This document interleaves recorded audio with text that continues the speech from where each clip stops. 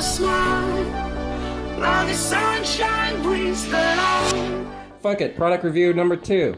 LG IPS LED monitor, the 22MP48 22-inch LED monitor.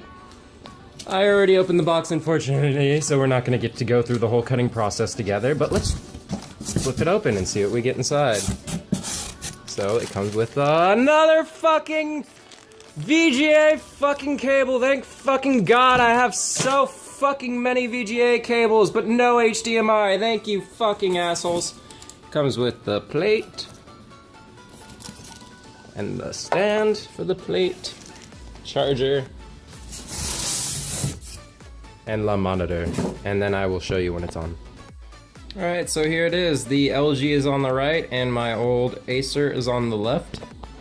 One thing you can tell right off the back, you can even tell on my phone, is the LG on default settings has sort of a yellow hue to it, but that's alright. It actually looks really good and it's rather pleasing to the eyes, especially when watching videos and footage.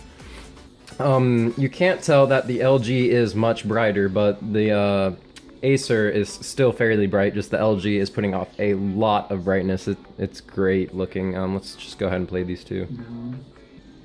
So you can see there's much darker blacks on the right than on the left.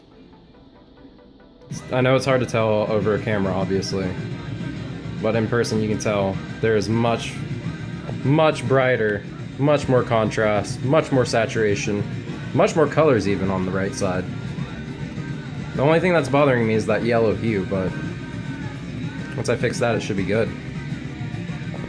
Okay, one other thing I wanted to talk about was this is only a $100 monitor, so it is rather cheap. It wobbles quite a bit, and when I put the stand together, it was like putting some really cheap fucking Mega Blocks or some shit together.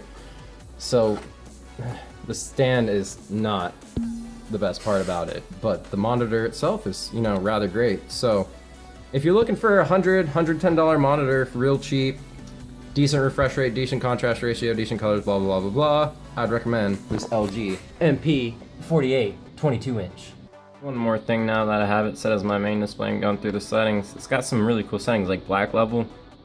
You can set to high, it was automatically on. You can set to low, which gives it even more contrast. You can turn overscan on or off, so we'll leave it off for now. And you can also set the response time between 4 different settings of either off, low, middle, or high response time. And there's a few more settings here I want to show off with the LG monitor. It's got hue and saturation. You can also reset the color. It's got color grading, so we can get rid of that yellow tint. It's probably just a little bit too much green. Yeah, that looks good. We also have color temperatures. Medium, warm, custom, cool. Medium seems to be putting off the best whites, so we'll go with that.